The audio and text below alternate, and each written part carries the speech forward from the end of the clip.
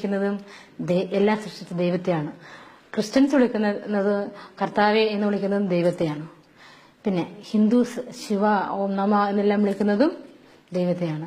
ഇപ്പോ ഹിന്ദുസില് നമ്മൾ അമ്പലത്തിൽ ചെന്നാല് നമുക്ക് പ്രാർത്ഥിക്കുന്ന കേൾക്കാം.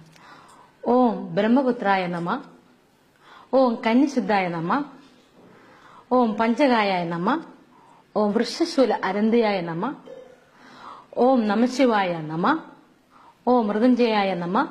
എന്താണ് ഇതിന്റെ അർത്ഥം നിങ്ങൾക്കറിയോ? ഓം ബ്രഹ്മപുത്രായ നമ എന്ന് വെച്ചാൽ ദൈവത്തിന്റെ പുത്രനായ നിന്നെ ഞങ്ങൾ സ്തുതിക്കുന്നു. ഓ കന്യശുദ്ധയായ നമ എന്ന് വെച്ചാൽ കന്യകയുടെ വയറ്റിൽ ജനിച്ചവനെ നിന്നെ ഞങ്ങൾ സ്തുതിക്കുന്നു. ഓം പഞ്ചകായായ നമ എന്ന് വെച്ചാൽ തന്റെ ശരീരത്തില് 5 മുറിവുള്ളവനെ നിന്നെ ഞങ്ങൾ സ്തുതിക്കുന്നു. ഓ വൃക്ഷശൂല അരുന്തായ നമ, മരത്തില് തൂങ്ങി മരിച്ചവനെ നിന്നെ ഞങ്ങൾ സ്തുതിക്കുന്നു.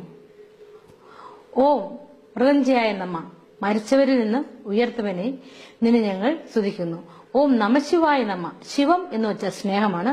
അപ്പൊ ശിവനെ ഓം നമശിവായ നമ, സ്നേഹവാനായ പിതാവെ നിന്നെ ഞങ്ങൾ സ്തുതിക്കുന്നു. ഓം സദാശിവായ നമ എന്ന് വെച്ചാൽ എപ്പോഴും സ്നേഹമുള്ളവനെ നിന്നെ ഞങ്ങൾ സ്തുതിക്കുന്നു. ഈ ബ്രഹ്മപുത്രായ നമ എന്നുള്ള കാര്യങ്ങളൊക്കെ സാമവേദത്തിൽ നിന്ന് 2ാമത്തെ ചാപ്റ്റർ മഹാതാണ്ഡവത്തിൽ നിന്ന് കിട്ടിയതാണിത്. പിന്നെ ജീസസ് ഒരിക്കലും ക്രിസ്ത്യൻസിന് ദൈവമല്ല.